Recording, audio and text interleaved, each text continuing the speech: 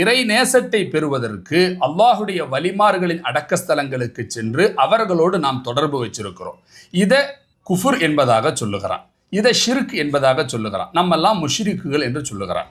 இதற்கு ஆதாரமாக மக்காவில் இருக்கக்கூடிய முஷ்ரிக்குகள் மீது இறங்கிய குர்ஆன் வசனத்தை நம் மீது ஓதி காட்டுகிறார். அல்லாஹ்விடத்தில் துஆ செய்யும் பொழுது இவரின் பொருட்டால், இவரால் எங்களுக்கு இதை நடத்தி தருவாயாக என்று ஒருவரை வசீலாவாக வைத்து கேட்டால் முஷ்ரிக் ஆகிவிடும் என்ற இவர்களுடைய இந்த கெட்ட பாத்திலான கொள்கைப்படி நான் கேட்குறேன், முதல்ல முஷ்ரிக்காக வேண்டியது சையதுனா உமர் இப்னுல் ஹத்தாப் ரலியல்லாஹு தஆலா அவர்கள் தானே. நஊது பில்லாஹ். வழிகட்ட கொள்கைக்கு வராத எங்கள் அனைவர்களையும் முஷ்ரிக்குகளாக சித்தரித்து அதற்காக மக்காவில் இருக்கிற முஷ்ரிக்குகள் மீது இறங்கிய வசனங்களை ஓதி காட்டுகிற உங்களுடைய இந்த செயல்பாடு இருக்குகிறதே, இந்த அயோக்கியத்தனம், இது அந்த காலத்து ஹவாரிஜுகள் செய்த செயலாகும். இதனால் தான் நீங்கள் நவீன ஹவாரிஜுகள் என்று நாங்கள் அல்லாஹும்ம என்று சொல்லி இறைவனை அழைத்து உமர் ரலியல்லாஹு அன்ஹு தான் துஆ செஞ்சிருக்கிறாங்க.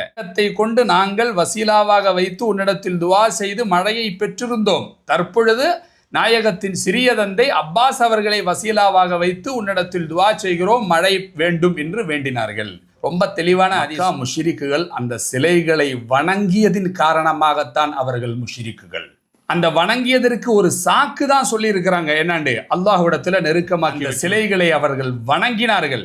வணக்கத்திற்குரியவன் அல்லாஹ் ஒருவன் மட்டுமே என்பதுதான் இஸ்லாமிய கோட்பாடு. அதற்கு எதிராக செயல்பட்டதனால முஷ்ரிக்கு. நாம யாரும் அந்த முஷ்ரிக்குகள் செய்வதை போன்று யாரையும் அல்லாஹ் அல்லாத யாரையும் வணங்குறதெல்லாம் கிடையாது. இவர்களை வசீலாவாக வைத்து அல்லாஹ்விடத்துல துஆ செய்கிறோம். இவர்கள் அல்லாஹ்விடத்தில் நம்மை நெருக்கி வைப்பார்கள் என்பதனால் ஷிர்க் உண்டாகாது. இந்த ஒரு வித்தியாசத்தை விளங்காதவன் தான் இந்த ஒப்பீடு மிகவும் வழிகேடானது. இது ஹவாரிஜுகள் செய்த ஒப்பீடாகும்.